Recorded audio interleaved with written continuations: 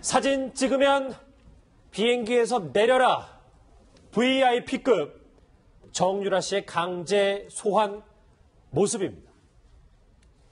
앞서 보셨다시피 국정농단 사건의 마지막 퍼즐, 정유라 씨가 이제 1시간 남짓 후면 인천공항에 도착을 합니다. 지난 10월에 국정농단 수사가 본격적으로 시작이 됐으니까 무려 8개월 만에 강제 소환인데요. 이현정 의원님. 네. 하나씩 예비기를 먼저 해볼 텐데 오른쪽에 준비한 거를 같이 보면서 좀 얘기를 해보겠습니다. 오른쪽에 준비한 게 있습니다.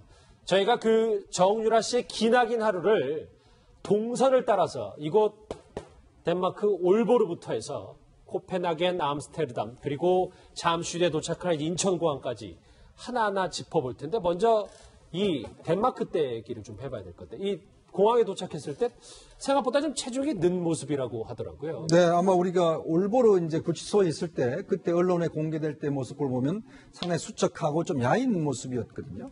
아무래도 그동안 수감 생활 동안 일단 좀 살이 많이 좀 그래도 얼굴 붙은 것 같아요. 그리고 또 표정도 보면 뭐 예전에 어떤 그런 긴장된 모습과는 달리 상당히 좀 그래도 뭐 이렇게 좀 얼굴 자체도 뭐 좀 밝은 것 같고 뭐 더군다나 저는 이 옷 모습이 좀 상당히 눈에 띄었습니다.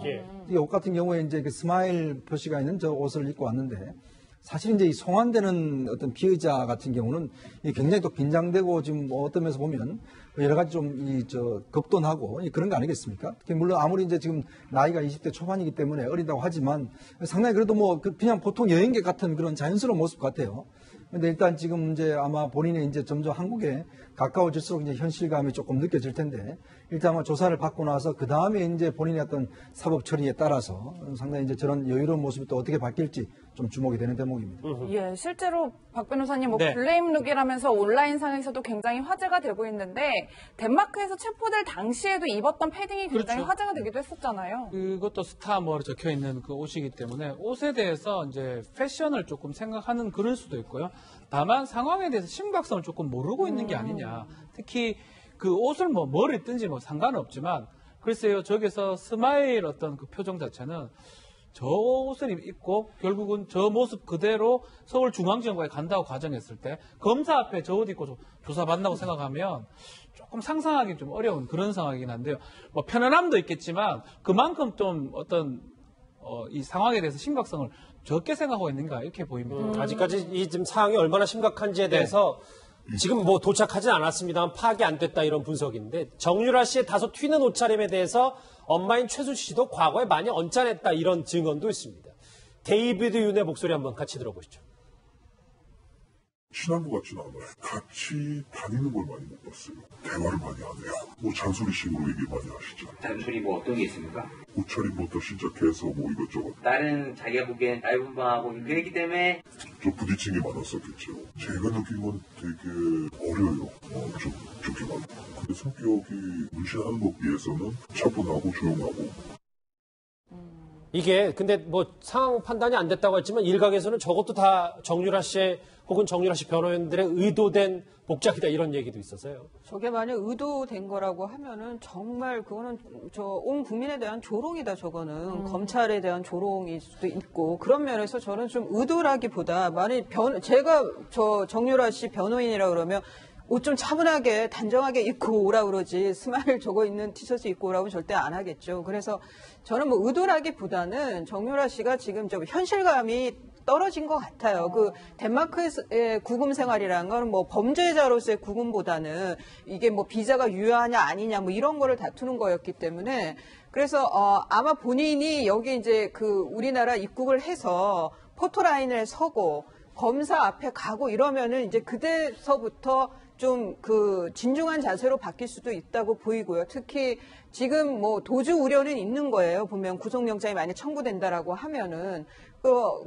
범죄 중대성 부분은 좀 법원의 판단을 기다려 봐야 되지만 만일 구속이 된다라고 하면은 지금까지 보인 태도와는 전혀 다른 뭐 심리적으로 방어선이 다 무너지면서 전혀 다른 태도를 보일 거라는 생각이 들고요. 예. 스마일 티셔츠는 의도됐다기보다는 그냥 지금 뭐가 뭔지 현실 인식이 좀 부족한 것이 아닌가 하는 생각이 드네요. 뭐가 뭔지 몰랐던 정유라 씨가 아마 준비한 거 보시면 여기 가서는 이제 상황 인식이 좀 됐을 것 같아요. 왜냐하면 체포 영장이 집행됐기 때문에 이 네덜란드 공항에서는 그렇습니다. 예, 박 변호사님. 네. 그런데 저희가 이 기내 안에서의 행동도 좀 짚어봐야 될 것 그렇죠. 같은 게, 뭐 특급 경호다, 특급 대우다 이런 지적들도 있어요. 지금 이제 코펜하겐 공항이라든지 암스테르담 공항에 갔을 때는 그 나라에서 특급 경호, 그러니까 특히 이 출입구가 있으면 그 출입구를 이용하지 않고요. 그 개인 차량을 이용해서 공항에 탑승하는 모습들이 보이고 있습니다. 근데 그 부분은 우리나라 법무부에서 협조를 했던 부분이 아닌가 생각이 들고 최대한 그 협조에 맞추기 위해서 그 나라 네덜란드에서 그렇게 해준 걸로 지금 보이고요. 다만 이제 우리나라 비행기, 특히 국적기에 탑승했을 때는 영장을 집행할 수가 있습니다. 예. 영장을 집행하느냐 마느냐 이 부분이었는데 이게 좀 신중하게 하기 위해서 바로 타자마자 오전 4시, 우리나라 시간 4시입니다. 4시에 검찰 수사관들이 영장을 집행한 것으로 보입니다. 박상훈 소장님. 네. 정유라 씨는 다른 승객들 시선을 좀 외면했다는 얘기가 있어서요. 아니 이수기 변호사님 말씀에 저도 동의하는 게 아직은 뭐 천년 애기 엄마긴 하지만 아가씨죠 아가씨인데 이제 이 국적기인 이제 우리 대한항공에 탔을 때 아마 수사관들이 검사 1명, 수사관 4명이니까 체포영장 집행을 했지 않겠습니까? 이때부터 아마 현실감을 좀 느꼈을 가능성이 있다라고 저는 봅니다. 왜냐하면 수사관 4명과 검사 1명이 에워싸고 있고 그 다음에 승객들이 아마 탑승할 때 승객들하고 눈이 마주쳤을 거 아닙니까? 그럼 승객들의 표정들도 있는 것이고 그렇기 때문에 이제 이게 이 어마어마한 사건의 한 중심으로 내가 들어가구나에 대한 비로소 어떤 현실감을 느꼈기 때문에 좀 눈을 감고 다른 승객들의 시선도 외면하고 그랬지 않나 이런 생각이 듭니다. 어쨌든 뭐 지금부터 지금 한 철부지 젊은 친구인데 자기 인생에서 가장 혹독한 어떤 시기로 이제 진입한 게 아닌가 이런 생각이 듭니다. 저 사진 속 표정도 아까 지금 뭐 저희가 스마일티슈 얘기했지만 그때랑은 조금 사뭇 다른 기내에서 표정도 저희가 유추해 볼 수 있었어요. 이 여러 가지 얘기들이 나오고 있습니다만 정유라 씨가 결국 이 강제 소환을 당하긴 했는데 이 덴마크 체류 중에 쓴 도피 자금도 지금부터 또 논란이 되고 있습니다. 관련 목소리 한번 같이 들어보시죠. 독일에서 쓴 체류 비용이 이 한 달에 못해도 한 1억 원 이상이 되는 것 같아요. 그래서 본인뿐만 아니라 이제 그 수행원들, 이들의 이제 호텔비나 뭐 이런 것을 생각했을 때 한 3, 4천만 원 정도가 들어가게 되고, 그 다음에 또 이제 정유라 씨의 승마 코치에 대해서 한 2천만 원 정도가 들어가게 되고, 또 이제 말 관리 비용으로 1,000만 원 이상이 들어가기 때문에 이 수행원 비용이 또 이제 한 3천만 원 정도 들어가니까는 생활비를 제외하고도 한 달에 한 1억 원 이상의 비용이 들지 않았나 생각이 듭니다. 네, 뭐 1억 원 이상의 돈이 들었다 하고 있는데 실제로 도피 중에 뭐 부족함 없이 지냈다라는 증언은 속속 나오고 있는 상황이에요. 근데 이 돈이 다 어디서 났을까요? 그러니까 지금 보면은 정유라 씨가 이제 도피를 하면서 당 이제 보모가 한 명 있었고 그다음에 이제 마필 관리사 격인 한 2명 정도가 남자가 있었지 않습니까? 체포될 당시에.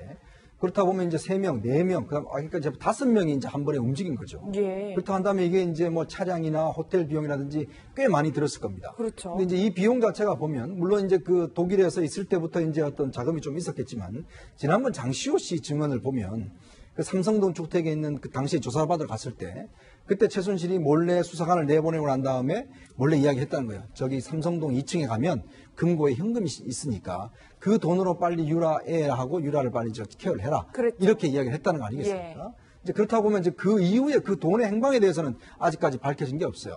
자, 그렇다면 만약 당시에 장시호가 그 돈을 가지고 예를 들어서 어떤 방식을 통해서든지 일단 송금을 했다라면 이제 그 돈이 있었을 것이고 그 다음에 이제 예를 들어서 독일 쪽에서 어떤 사업을 하기 위해서 여러 가지 받아놓은 돈 그 자체가 왜냐하면 또 이게 삼성으로 지원받은 돈이 이제 쓰는 게 있을 겁니다. 근데 삼성이 이 수사가 시작되자마자 바로 지출을 중단을 했어요.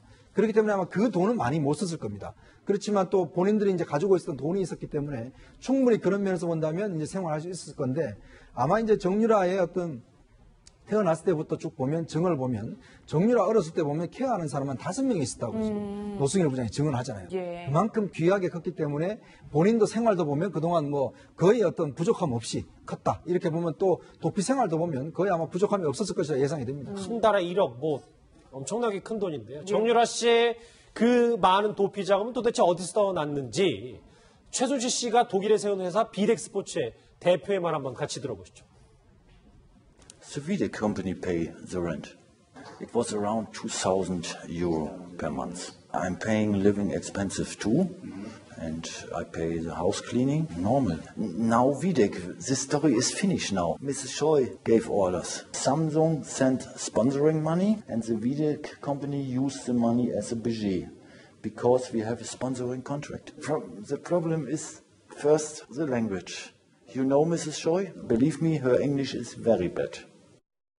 그러니까 덴마크 구치 가면 수감되기 전까지는 한 달에 1억씩 무조건 썼다. 근데 그 비덱의 돈은 도대체 어딘지 그렇죠. 아직도 좀 확실하지 않은 거 아닙니까? 비덱 코어 스포츠가 정유라가 이제 인터뷰할 때는 파산했다라고 얘기를 했는데 지금 말한 것처럼 독일의 상업 등기부상으로는 파산하지 않고요. 영업 중인 것으로 알려져 있고 함플라데시가 지금 대표입니다. 근데 이 도피 과정에서 정유라 같은 경우는 블링 캠베르라든지 아주 유명한 변호사를 고용을 했는데 과연 그 비용은 또 어디서 났을 거며 막 그렇다면 삼성에서 코덱 스포츠를 간 수십억 원의 돈을 이용해서 한 게 아니냐 이 부분이 아마 서울중앙지검 특수일부가 아마 조사를 할 건데 이 부분도 들여다볼 걸로 생각이 들어요. 도피 중에 무슨 돈으로 변호사를 고용했고 그 돈은 어디서 나왔냐. 근데 추측할 수 있는 거는 비덱 스포츠가 파산한 게 아니기 때문에 뭐 그 가능성이 있지 않을까. 아마 이 부분도 검찰에서 볼 가능성이 아주 높습니다. 그러니까 한 달에 1억씩 든 도피 자금도 이번 검찰서에서 그렇죠. 조사를 한다. 그러니까 크게 봤을 때는 특수일부에서 이 부분을 볼 수밖에 없는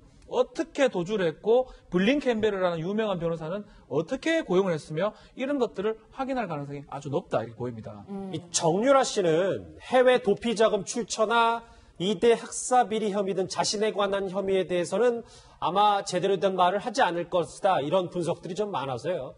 최순 씨에게 떠넘길 수 있다 이런 증언까지 나오고 있습니다. 관련 목소리 한번 같이 들어보시죠. 제가 아기를 낳은 지 얼마 안 되고 2달 만에 독일 와서 바로 여기서 말을 폈어요. 어머니랑 완전히 사이가 틀어져서 아예 연락을 안 할 때였어요. 저는 신림동에 살고 어머니는 강남구에 살고 회사 일 같은 건 아예 모르는 그런 거 하시는 분이 따로 계시잖아요. 그 종이가 있으면 포스트잇 딱딱딱 붙여놓고 사인만 하게 하셔가지고 저는 아예 내용 안 했건 모르고 네, 그런데 체포영장 유효 시간 고려하면 사실 공항에 도착했을 때 집행한다 이런 얘기들이 참 많았는데 국적기에 타자마자 그냥 집행해버리더라고요. 그러니까 이제 대한항공 이제 국적기 안은 우리나라 영토랑 같다고 보면 되는 거예요. 그러니까 우리나라 대한민국 법원에서 발부해준 체포영장을 집행할 수 있는 거는 우리 영토기 때문에 그래서 이제 국적기로 갈아탄 상황에서 집행이 된 거고요. 그리고 체포영장이 집행된 때로부터 48시간 이내에 구속영장을 청구해야만 하거든요. 그렇죠. 그런데 이제 덴마크에서 우리나라 서울까지 오는데 한 11시간이 넘으니까 아무 조사도 못하고 있는 동안에 48시간 중에 11시간이 허비됐다라는 비판이 있는데요. 이거는 임의 동행 형식이 아니면 그러니까 체포영장이 집행이 돼야 감시도 할 수가 있고 어떤 뭐 돌발 행동이 있다든가 했을 때 제어를 할 수도 있고 하기 때문에 현실적인 필요성에 의해서 저는 그 비행기 안에서 체포영장 집행을 했어야 한다라고 이해를 합니다. 그러니까 굉장히 적법 절차에 따라서 정유라의 신병 확보를 하는 것이 필요했기 때문에 그래서 비행기 안에서 체포영장 집행을 한 것으로 보입니다. 이게 지금 보면 박준 변호사 보니까 입국대 철통보안은 다 뭐 특급 경호관장 아까도 얘기를 했지만 우리나라 이제 경찰들이 이제 보면 사진 찍으면 쫓아낸다. 퇴출, 뭐 이렇게까지 하는 궁극적인 이유가 있는 겁니다. 글쎄요, 정유라라고 하더라도 만약에 이제 특급 경호처럼 보이긴 한데요. 혹시라도 불상사가 일어나면 검찰에서 책임을 져야 되거든요. 사진을 찍는 과정에서 그걸 막는다고 예를 들어서 했을 때 정유라하고 어떤 딴 사람하고 또 불상사가 생길 수도 있고 이런 것들 좀 우려한 것 같아요. 특히 정유라 관련돼서는 초미의 관심사이기 때문에 영장 집행을 좀 빨리 한 것도 그만큼 자신감도 있겠지만 최대한 검찰에서 보호한다, 체포한다 이런 의미에 두기 때문에 딴 사람하고 마찰을 줄이기 위해서 아마 저런 것들을 한 게 아닌가 이렇게 보입니다. 그래서 근처에 있는 화장실도 그냥 일반 탑승객이 근처에 가서 혹시나 일반 탑승객이 예를 들어서 요구를 한다든지 그런 상황이 생긴다 그러면 오히려 집행하는 과정에서 분란이 생길 수가 있거든요. 아마 그런 게 문제되기 때문에 영장도 바로 집행을 하고 보호하는 상황이 아닌가 생각이 좀 듭니다. 그러니까 검찰도 항공상 측의 협조를 얻었지만 상당히 지금 예민하고 좀 검찰 입장에서 만약에 혹시나 잘못되면 검찰이 다 책임을 져야 됩니다. 그렇기 때문에 체포영장도 빨리 한 게 아닌가 이렇게 보입니다. 지금까지는 약간의 좀 준비한 거 보시죠. 살도 좀 붓고 스마일 티셔츠로 좀 여러 가지 저희가 속내도 짚어왔고 여기까지 지금 아마 한 이 정도까지 지금 예상 시간이 3시보다 조금 앞당겨진다고 하더라도 약 1시간 뒤면은 이제 강제소환 한국당을 밟을 거기 때문에 약간 좀 정유라 씨의 위치가 좀 중국 쪽을 좀 지나지 않을까라는 중국 정도 지나지 않을까 생각하는데 일단 인천공항 얘기를 좀 해봐야 될 것 같아요. 예, 이수희 변호사님 뭐 2시 반 도착이라고 하니까 한 50분 뒤면 이제 한국 땅을 밟을 것 같은데 여러 가지 수속 마치고 3시쯤에 이제 게이트로 나온다고 해요. 포토라인 앞에 섰을 때 정유라 씨 어떤 얘기를 하게 될까요? 그때 왜 최순실 씨가 서울중앙지검에 그 포토라인에 섰을 때 뭐 엄청 당황해하면서 그 거의 말을 못하는 걸 봤었잖아요. 좀 글쎄 그게 좀 쇼잉이었는지 모르지만 저는 그 정유라 씨도 아마 마찬가지일 거다. 굉장히 당황하고 그야말로 현실 인식이 제대로 되는 순간이 포토라인 앞에 섰을 때가 아닐까라는 생각이 드는데요. 그래서 죄송합니다라는 정도의 언급은 있을지 아니면 그냥 당황한 채로 아니면은 뭐 좀 우리가 당돌해 보일 정도의 그런 인터뷰 모습도 봤었는데 그 모습을 그대로 유지할지는 좀 지켜보는 재미가 있을 것 같습니다. 예. 재미라고 해야 되나요? 흥미롭다. 예. 궁금은 한데 막 이제 좀 씁쓸한 면도 있고 마지막 이제 당사자이기 때문에. 이현정 의원님 네. 저는 비슷한 장면으로 차한택 씨가 왜 귀국하면서 바로 기자들이 이렇게 딱 달라붙었을 때가 기억이 나는데 당시에 눈물을 굉장히 많이 흘렸었단 말이에요. 뭐 정유라 씨도 눈물을 보이거나 뭐 이럴 가능성이 있을까요? 이게 이제 보면 한국당에 온 거하고 안 온 거하고는 굉장히 다를 겁니다.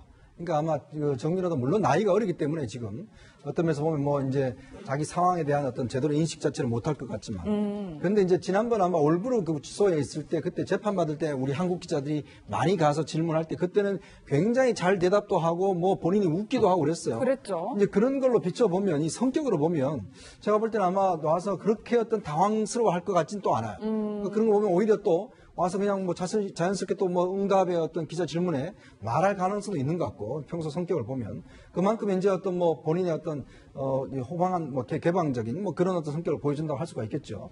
그러면 본다면 아마 오늘 들어와서도 상당히 본인이 어떤 좀 그 이야기 자체를 그냥 서슴없이 그렇게 할 가능성도 저는 충분히 있다고 봅니다. 왜냐하면 검찰 조사에서도 지난번 그 올브로에서 기자회견할 때 보면 진짜 묻지도 않은 이야기들 많이 막 쏟아냈거든요. 그런 걸로 보면 아마 검찰 조사에서도 묵비권을 행사하기보다는 오히려 이제 예를 들어서 검찰의 수사 방향에 따라서는 많은 이야기를 할 가능성이 저는 충분히 있다고 봅니다. 한 가지 확실한 거는 변호인을 아직 못 만났을 겁니다.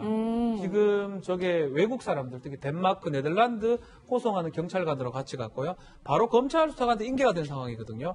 특히 공항의 특별보안구역, 그러니까 입국하자마자 거기서 포토라인 친다 그러면 변호인을 만나기 어렵기 때문에 그렇기 때문에 묵비권이라든지 어떤 대답에 대해서 연습이 안 될 가능성이 아주 높습니다. 근데 엄마인 최순실 씨가 비공개로 나중에 한참 전에 얘기했던 부분이고요. 예. 한참 전에 아마 어떤 인편이나 이런 걸 통해서 전달했던 부분이고 이번에 오는 과정에서는 전혀 어떤 입을 맞출 수 있는 상황이 아니었거든요. 그렇기 때문에 저는 포토라인이 지금 하긴 합니다. 지검에서 중앙지검에서 여는 게 아니고 공항에 포토라인을 편다고 그렇죠. 하는데 예. 거기에서는 어떤 우리 국민들이 봤을 때 놀랄만한 얘기도 한번 할 가능성도 있다. 지금 말씀하신 것처럼 좀 럭비공 같고 또 자유분방한 성격이기 때문에 충분히 어떤 얘기는 할 가능성이 있다 생각이 좀 듭니다. 예, 이수희 변호사님, 근데 변호사의 조력을 못 받았다면 뭐 전화도 할 수 있을 거라는 막연한 생각이 드는데 지금 체포가 된 상태면 전화를 뭐 마음대로 할 수 없는 상황인가요? 안 되죠. 그러니까 지금 그 덴마크에서 구금되어 있을 때도 전화를 뭐 하루에 몇 통은 뭐 자유롭게 한다고 하는데 그게 한국에 있는 그 변호사하고 통화가 됐는지는 더 봐야 되겠죠. 그런데 기본적으로 그때 올보로 구금 시설에서의 인터뷰 내용을 보면 쓰는 용어들이 굉장히 변호사의 도움을 받은 굉장히 좀 많이 준비된 말들을 했단 말이죠. 그러니까 그걸 잊어버리지는 않았을 거고 아마 계속 되뇌기면서 본인의 입장은 정리가 됐을 거예요. 그 엄마의 진술 내용도 대충은 알고 있을 거고. 예. 그런 면에서 오늘 그 포토라인에 섰을 때 뭐 어떤 태도로 나오든지 간에 꽤 준비된 피의자일 수는 있다. 그리고 검찰에서 조사를 받을 때는 아마 이미 변호인이 선임되어 있지 않을까. 그러면은 그 변호인이 참여한 가운데서 조사를 받기 때문에 그 검찰에서 조사 전에요. 변호인이 좀 접견을 하게 해달라고 했을 때 또 그런 자리를 줘야 되거든요, 시간을. 그래서 조사 전에 좀 준비를 하는 시간은 있을 겁니다. 예. 변호사의 조언을 받아서 뭐 말하는 건 좀 정제가 될 수 있을지 모르겠습니다. 기본적인 성격이 어디로 둘지 모르기 때문에 진짜 지금은 중국 상공에 있을 정유라 씨가 1시간 뒤엔 또 어떤 얘기를 할지.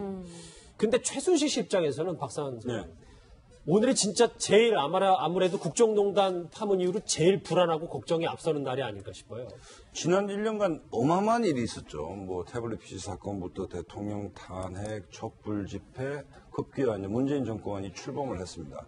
사실은 뭐 무수히 많은 일이 있었던 것 같지만 이 전 과정의 중심에 딱 한 사람이 있습니다. 그것은 그 정유라와 최순실 모녀간이죠. 그다음에 예. 정유라를 무언가로 만들기 위한 최순실 씨의 일종의 어떤 그 수단과 방법을 가리지 않는 노력들이 결국 국정농단으로 이어졌고 대통령 구속이라는 뭐 초유일까지 이어졌습니다. 그런 차원에서 본다면 어쨌든 뭐 정유라 씨가 이제 검찰 수사를 받고 법정에 만약 서게 된다면 이제 이 모든 진상의 그 전모를 풀 수 있는 이런 그 스모킹 건이 이제 귀가하고 있다고 보는 거고, 그 다음에 가까운 기자분들 얘기를 들으니까 이런 뭐 우스갯소리로 장시호 씨를 알파고 1에 비유한다면 뭐 정유라 씨는 알파고 2다. 더 검찰 입장에서 이제 알파고가 되는 거죠. 그러니까 엄청나게 많은 이야기들이 폭발적으로 나올 수 있다는 걸 검찰이 기대를 많이 하는 것 같아요. 하는 것 같지만 어쨌든 뭐 1년간 있었던 이 엄청난 일들의 한가운데 이 정유라 씨가 있기 때문에 뭐 잘 수사를 하고 잘 재판을 받아서 국민들 입장에서는 저희 박근혜 정부의 최순실 게이트의 어떤 전모가 좀 드러났으면 하는 바람입니다. 근데 이제 이런 불안감을 표출하는 최순실 씨의 이런 여러 가지 보정이 계산된 전략이라는 주장도 있습니다. 오늘 민주당 안민석 의원 이렇게 얘기했습니다. 주변의 인물들을 만나면서 제가 판단하는 최순실은 굉장히 치밀하고 아주 무서운 그런 사람이거든요. 정유라 이야기하면서 흥분하고 그런 것들이 치밀하게 계산된 코스프레라고 할까요? 아, 최순실 역시도 딸 앞에서는 어쩔 수 없구나. 그런 것들이 국민들에게 최순실이라는 인물에 대한 긴장감을 놓치게 하는, 그래서 이게 결국에는 사건의 본질인 재산 문제에 대해서 국민들이 지금 관심을 놓게 하는, 최순실 입장에서는 상당히 속으로 아마 비웃지 않을까. 네, 안 의원이 또 이런 주장을 했더라고요. 최순실 씨가 정유라 씨를 국회의원을 만들려고 했다. 이건 네. 무슨 얘기인가요? 아마 이런 증언들은 뭐 여러 차례 나왔었죠. 사실 이제 그 최순실 씨 입장에서는 정유라를 굉장히 그 결혼하고 난 다음에 오랜 뒤에 낳았습니다. 이게 이제 아기가 안 가져져서 이제 시험관 아기로 동시에 낳았거든요. 그래서 뭐 정유라가 이제 본인은 그 정윤회 씨에 대해서 생물학적 아버지다 이렇게만 이야기를 한 적도 있다고 그래요. 이제 그런 면에서 보면 그 굉장히 애지중지하게 키웠다는 것이니까 모든 것을 하여튼 정유라를 위해서 많이 키웠고, 그래서 승마를 시킨 이유도 보면 저기 승마를 저렇게 이제 메달을 따고 한 이유도 보면 이제 IOC 위원을 시키기 위하다. 왜냐하면 IOC 선수위원이라고 있지 않습니까? 그렇죠. 그러니까 그렇기 때문에 이제 본인의 어떤 1단계 목표는 뭐냐면 IOC의 그 선수위원을 다 시키는 거. 그래서 이제 그 어떤 체육업계라든지 K스포츠라든지 이런 걸 통해서 하여튼 이런 여건을 조성하는 거. 그 다음에 뭐냐면 이제 비례대표 국회의원. IOC연까지는 과거에 저희가 들어봤었는데 비례대표 국회의원은 그렇죠. 이게 왜냐하면 결국은 이제 최순실의 중요한 목적은 본인이 대통령을 만들었잖아요. 그래서 박근혜 대통령을 본인이 만들어서 생각하니까 딸 정도 비례대표 생기는 거는 이거는 뭐 어떤 면에서 뭐 쉬운 일이라고 생각했겠죠. 그리고 보면 상당히 이제 야심이 컸다. 그리고 이제 딸에 대해서는 굉장히 무한정 모든 것을 하여튼 다 쏟아붓는. 그러니까 본인이 결국 보면 지금 국정농단도 보면 실질적으로 어떤 출발점 자체가 물론 본인의 재산 욕심도 있었겠지만 딸 정유라를 어떻게 하다 보니까 지금 이렇게 사태까지 온 이유도 있거든요. 그러면서 본다면 아마 본인은 상당히 자기가 못 이뤘던 꿈 자체를 정유라를 통해서 모든 걸 이루려 했지 않는가, 그렇게 또 추정해 볼 수가 있을 것 같습니다. 물론 뭐 안민석 의원의 주장이긴 합니다만 비례대표 국회의원을 꿈꿨던 정유라 씨가 이제 곧 돌아오는군요. 박준 변호사. 네. 정유라 씨 아들은 어떻게 되는 거죠? 그렇죠. 아들 때문에 빨리 한국에 가고 싶다. 아들만 해결이 된다면 한국으로 갈 생각이 있다라고 인터뷰한 바가 있는데, 아들 같은 경우는 우리나라 법에 따르면 이제 행영법입니다. 형의 처우에 관한 법률인데 따르면 18개월 이상인 경우는 같이 구금이 안 됩니다. 25개월이거든요. 그래서 뭐 그런 것도 있겠지만 일단 언론에 좀 주목을 덜 받기 위해서 아들은 이번에 안 나오는 걸로 되어 있고요. 아직까지 덴마크 보모와 같이 있는 걸로 지금 보이고, 아마 추후에 아들도 입국을 할 걸로 생각이 드는데, 막 그렇게 된다 그러면 이 친부가 있잖아요. 친부 신주평 씨가 또 아들을 볼 가능성, 그런 부분들은 또 그 사람들끼리 또 협의돼야 될 부분 같아요. 그래서 만약에 정유라 씨가 구속이 된다 그러면 친부한테 아이의 어떤 양육 친권이 있기 때문에 친부한테 갈 가능성, 뭐 그런 것들도 뭐 문제가 될 여지가 있습니다. 예, 이 변호사님 그런데 정유라 씨 입장에서도 자신의 신변이 어느 방식으로든 결정이 나야 아들을 좀 볼 수 있을 거 아니에요. 뭐 이런 측면에서 검찰 조사에 굉장히 적극적으로 임할 가능성이 있을까요? 저는 순전히 뭐 아들 때문에 그 협조할 거다라고는 보이지 않고요. 정말 그랬다라고. 지금 그러니까 정유라 씨한테 쓰인 이제 이 받고 있는 혐의가 그 장시호 씨 경우하고는 좀 달라요. 장시호 씨 경우에는 한 16억 정도의 그 동계 스포츠센터 거기에 삼성 지원을 받는데 최순실 씨는 그 장시호가 주도적인 역할을 했다라고 하면서 장시호 씨한테 넘겼단 말이에요, 책임을. 그렇죠. 그런 상황에서 장시호 씨가 나는 주도적인 게 아니고 이모가 하라는 대로 했고라고 얘기를 하다 보니까 본인이 이제 검찰에 협조를 할 수밖에 없는 거였는데 지금 그 정유라 씨의 경우에는 엄마가 걔는 모른다라는 입장이란 말이에요. 우리 딸은 잘 모른다. 그리고 본인도 그렇게 얘기를 하고 있고 좀 뭐라 그럴까 장시호 씨하고는 좀 세부적인 걸 따져보면은 차이가 있기 때문에 뭐 순전히 아들 때문이라도 검찰에 협조를 할 거다. 저는 그거는 좀 기대하기 어려운 것 같습니다. 다만 삼성으로부터 그 지원을 70억이 넘는 돈을 지원을 받는데 만일 정유라 씨가 그 가공한 정도가 정말 그 최순실 씨하고 엇비슷한 정도 수준으로 그 역할 분담을 한 게 있다라고 하면은 좀 달라지겠죠, 양상이. 정유라 씨와 장시호 씨는 좀 케이스가 다르다 이런 분석이신데 한때 정유라 씨의 집사로 알려졌던 노승일 씨 이 모녀에 대해서 이렇게 얘기한 적이 있습니다. 들어보시죠. 본인한테 직접적으로 얘기 들었던 건 독일에서 이제 얘기를 들었죠. 정유라가 개가 11마리, 고양이가 3마리 키우면서 엄마 입장에서 말은 안 타고 개하고 고양이만 키우니까 속상했던 거죠. 그래서 직원들을 불러서 하이델베르그 가서 저녁을 사주면서 이제 술을 한잔 하셨어요. 박근혜 전 대통령을 언급을 하시는 거죠. 친한 언니 동생이다. 예. 그게 이제 직접적으로 언급한 게 그때였죠. 그렇군요. 그런 얘기를 했었는데 오른쪽에 준비한 걸로 이 정유라 씨 여정을 좀 마무리를 접어야 될 것 같아요. 이 기나긴 하루 스마일 티셔츠를 입은 정유라 씨가 이 덴마크를 출발해서 네덜란드를 찍고 지금 이만큼 정도 왔을 거라고 예상이 됩니다. 이제 1시간도 채 안 남은 인천공항 강제 소환 귀국길이 남았는데 이 국내 내부의 동선이 이제부터 앞으로 더 관심사일 텐데 박준 변호사. 네. 바로 검찰 가서 조사를 받고 네. 최순실 씨, 그러니까 엄마가 있는 남부구치소에 구금될 가능성이 있다. 이런 얘기가 나왔어요. 지금 이제 오늘 같은 경우는 특히 최순실 같은 경우는 2대 특혜 비리 관련해서 검찰 구형이 있을 겁니다. 그러니까 최순실도 구형을 받을 거고요. 구형 받는다면 결국은 서울중앙지법에서 지금 오늘 구형을 받고 지법, 그렇죠. 옆에 있는 지법에서 지법에서 이제 한 300m 정도 바로 옆에 지검이 있어요. 서울중앙지검에 아마 정유라는 오자마자 글로 가서 조사를 받을 거기 때문에 엄마하고 딸하고 하면 한 350m 정도 차이를 두고 있을 걸로 보입니다. 다만 이제 영장이 48시간 이내에 청구가 돼야 되는데 된다면 구치소를 가야 되는데요. 구치소는 검사나 판사가 기재를 합니다. 판사가 기재를 한다고 봐야 되고 그럴 때 남부구치소는 엄마가 있고요.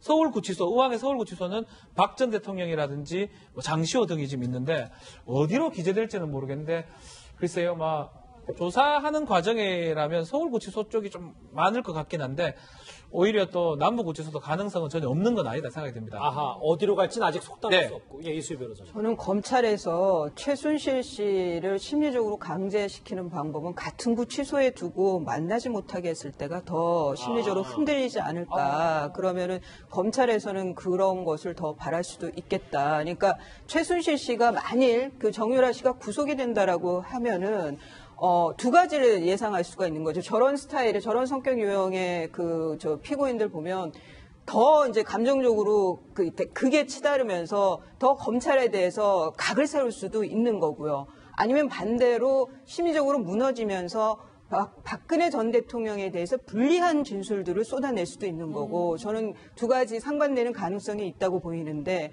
아마 검찰 입장에서는 정유라 씨를 어떻게든 구속을 시키고 싶을 것 같아요. 최순실의 그 심리적 강제를 위해서. 그러니까 가까운 데 두고 있는 게 지금 정유라 씨가 처음으로 한국에 왔기 때문에 최순실 씨 심리적인 거를 무너뜨릴 수 있다. 좀 잔인한 얘기지만 예. 그렇군요. 사실 이 최순실 씨만큼이나 정유라 씨의 강제 송환에 긴장했을 인물 바로 박근혜 전 대통령입니다. 이 정유라 씨와 박 전 대통령 사이에 대한 얘기, 과거에 이런 말을 한 사람이 있습니다. 직접 들어보시죠. 정유라 같이 끼가 있고 능력이 있고 재능 있는 선수들을 위해서 좀 더 그런 프로그램을 영재 프로그램 같은 거를 잘 만들었으면 좋겠다는 게 대통령 말씀인 것을 기억합니다. 그 당시로는 정유라 씨를 얘기를 했기 때문에 굉장히 저한테 큰 충격으로 받아들였습니다. 예, 실제로 어제 증인으로 참석했던 이상영 씨는 이미 승마계에서 박 전 대통령이 정유라 씨 아낀다는 건 너무 명백한 소문이다. 뭐 이런 취지의 증언을 했었단 말이에요. 그러니까 이게 지금 박 전 대통령 진술하고는 정반대의 지금 주장이거든요. 왜냐하면 박 전 대통령은 정유라는 어렸을 때밖에 이야기 들어보지도 못했다라는 것이고, 그 다음부터 전혀 모른다는 거였는데, 지금 김종 전 차관 같은 경우는 아마 차관이 대통령을 독대한 게 본인이 아마 처음이라고 그럽니다. 그러니까 단 한 번 대통령 독대를 했는데 그 독대한 자리에서 대통령이 정유라 이야기를 하더라는 거예요. 그러니까 정유라에 대해서 상당히 좀 챙겨줘야 된다. 이런 이야기를 해서 자기가 굉장히 충격을 받았다는 것이죠. 왜냐하면 대통령이 차관을 독대를 하는데 특정 인물에 대해서 이야기를 하면서 챙겨주라는 이야기를 하니까 이 인물이 얼마나 정말 대단한 인물인지 했는 것이고, 그다음에 이상영 승마협회 부회장이 진술을 들어보면 이게 우리가 2014년도 11월 달에 정윤회 문건 사건이 생겼잖아요. 예. 근데 그 전부터 이미 최순실이 박 전 대통령을 내실까지 드나들고 그 다음에 대통령이 정유라를 끔찍히 챙긴다. 이런 이야기는 승마협회 내에서는 소문이 다 퍼졌다는 것이죠. 그러니까 즉 이게 뭐냐면 그때 당시에 그쪽의 업계에서는 상당히 다 알고 있는 사실이었다는 것이거든요. 근데 그렇게 본다면 지금 박 전 대통령의 진술은 사실과 전혀 다른 진술이죠. 이게 아마 이제 이번 재판 때 상당히 제가 볼 때는 충돌의 지점이 될 것 같습니다. 박근혜 전 대통령이 정유라 씨를 아낀다라는 얘기가 심지어 승마계까지 펴졌으면 저는 이쯤에서 다시 6개월로 돌아가면 박사원 소장님. 박 전 대통령 측근들이 최순실을 몰랐고 정유라 씨를 챙기는 걸 몰랐다고 얘기하는 게 이게 좀 말이 되는지 모르겠어요.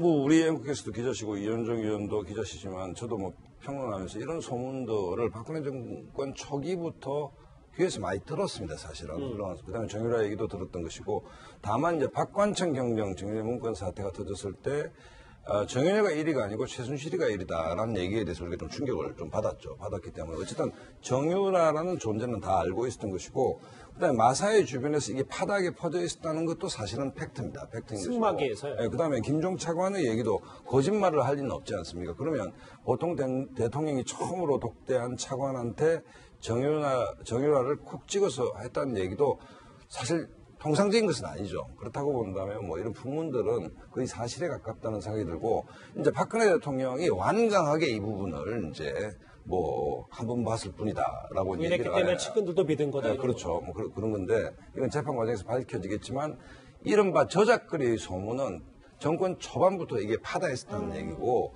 이제 이런 정도로 대형 사고로 터질지는 사실은 아무도 몰랐겠죠. 어쨌든 뭐 이 부분은 재판 과정을 통해서 밝혀지지 않겠나 하는 생각이 듭니다. 예, 박 변호사님, 네. 이렇게 진술이 엇갈린다면 박 전 대통령과 최순실 씨 재판에 정유라 씨가 증인으로 출석을 해서 뭐 셋이서 한 법정에 서는 모습을 저희가 볼 수도 있는 건가요? 충분히 볼 수가 있죠.